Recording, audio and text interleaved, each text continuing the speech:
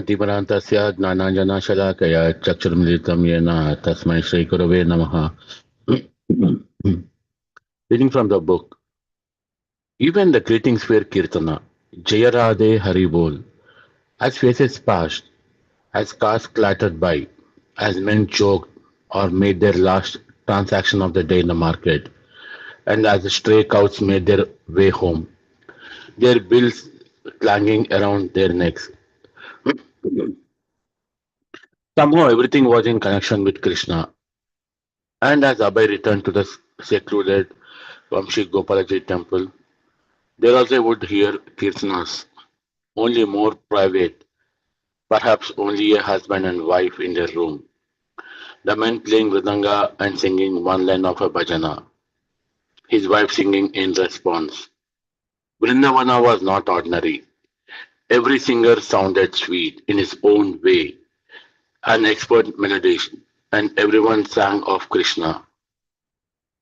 Krishna was present in every occasion and event. Srila Prabhupada, the glories of Krishna nobody can understand. Similarly, Vrindavana, the land which is known as Vrindavana, also has unlimited potency. When you go to Vrindavana, you will find unlimited potency of spiritual atmosphere still. If you go to Vrindavana, you will see so many saints and sages. Still, they are worshipping Vrindavana Dhama. As Lord Krishna is worshipable, similarly his place, Vrindavana, is as good as Krishna, is also worshipable. Commuting became difficult. He would take the morning train into Delhi and having nowhere to stay, then return to the Vrindavana the same night. That didn't give him much time in Delhi, and it was expensive. At first, he had stayed with Mr. Gupta, a pious gentleman who studied the Gita regularly and afforded sadhus a place to stay. Abhay had explained to Mr. Gupta about his back to Godhead and his desire to preach in the West. It had been a good arrangement and Abhay had kept to himself writing. But in time, another sadhu took the room. Even with his minimal personal expenses, it was difficult to raise enough in donations to cover the traveling, printing, and mailing. Giving copies of Back to Godhead always away wasn't difficult, and he was doing that in Vrindavana.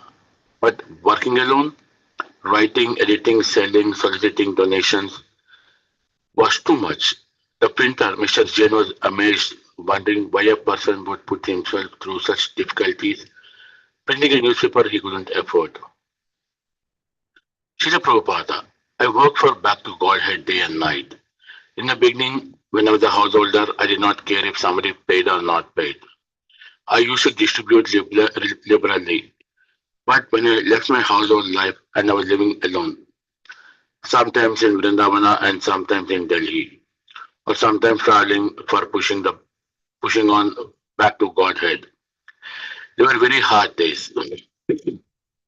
After his 12th consecutive fortnightly edition, the issue for November 20, 1956, Abhay ran out of money. Mr. Jain had thrown up his hands, saying he couldn't print simply out of friendship. Abhay returned to Vrindavana, where he spent his time writing, but with no plan for publication.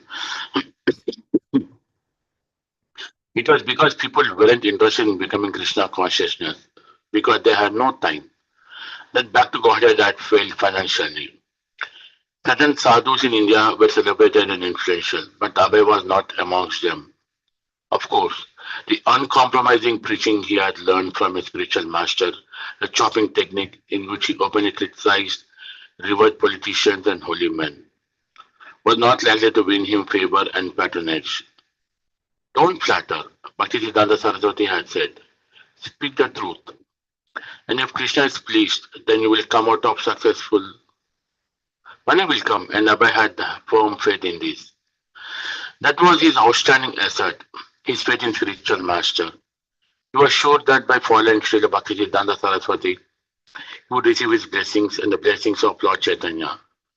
Although for the last 2 years he had followed any path that had opened as far as it had led, he had remained one-pointed, aimed at serving the order of Bhaktisiddhanta Saraswati. He was confident. Sooner or later, he would obtain substantial backing. He would find a sympathetic audience, sincere workers would join him. A letter came to Abhay in Vrindavana from his disciple, Acharya Prabhakar Mishra, and it gave Abhay an idea. Acharya Prabhakar, who was in Bombay working as secretary of the Sanskrit department at the Bharatiya Vidya Bhavan, invited Srila Bhaktivedanta Prabhu to join him there for preaching together, just as in the old days. The founder director of the Bharatiya Vidya Bhavan was Governor K.M. Munshi, the same governor whose wife had pressured Abhay to give up the Radha Memorial in Jhansi. But Acharya Prabhakar, having recently established a friendship with the governor, intimated to Abhay that the governor might be willing to help. Thus, in January 1957, after assuring Mahan Gopal that he would return and that he would send 5 rupees a month for his room, Abhay traveled to Bombay. Acharya Prabhakar got Abhay quarters in the faculty residence and introduced him to various scholars and religionists. They then attended a lecture by Governor Munshi. What is wrong with the world? Afterwards, Abhay approached the governor, expressing his appreciation of the speech, but stressing that it would take a spiritual movement to avoid the imminent global disaster. Without God consciousness, even Mr. Munshi's work in the Bharati Vidya Bhavan would be a waste of time. Abhay spoke of his interest in reviving a league of the devotees, and he suggested how he might work with the Bharati Vidya Bhavan to infuse the life of God consciousness into the governor's cultural projects. Governor Munshi responded by offering Abhay as a post honorary professor of Bhagavad Gita. Abhay accepted and gave the governor some copies of Back to Godhead, requesting that he read them in his spare time. As honorary professor of Bhagavad Gita, Abhay began each class with Hare Krishna Kirtana and then lectured on the Gita, presenting Lord Krishna as the supreme person of Godhead. But he soon found his post confining. Within Bharati Vidya Bhavan, he found little scope for reviving a league of devotees. Then, other members of the Bharati Vidya Bhavan. Abhay attended the 5th annual convention of the World Academy of Sanskrit at Kurukshetra, where 5,000 years ago Lord Krishna had spoken Bhagavad Gita. India's president, Dr. Rajendra Prasad, Governor Munshi, and many scholars and pundits from all over India participated in the discourses.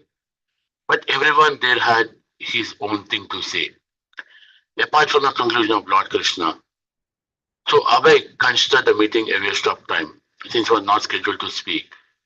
Since the non-devotional discussions on the Gita disturbed him, and he saw that nothing practical would come of such a theoretical meeting, he left Kurukshetra and returned to Vrindavana. Acharya Prabhakar soon joined Abhay.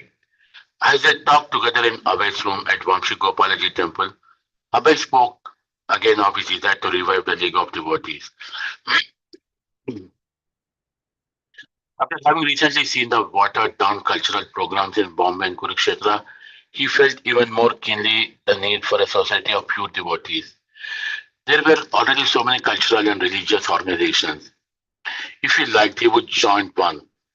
But where was that organization with which he could affiliate himself wholeheartedly? Only the League of Devotees espoused the conclusion of Lord Chaitanya and Bhaktisiddhanta Saraswati? Vigorous. Worldwide preaching of devotional service to Lord Krishna, the Supreme Personality of Godhead. Let me stop here, Prabhu. A beautiful verses text explaining Srila Prabhupada's effort in preaching Bhagavad Gita almost like 70-80 years back. Definitely one should inspire from his effort. Thank you. Let me go to the chanting.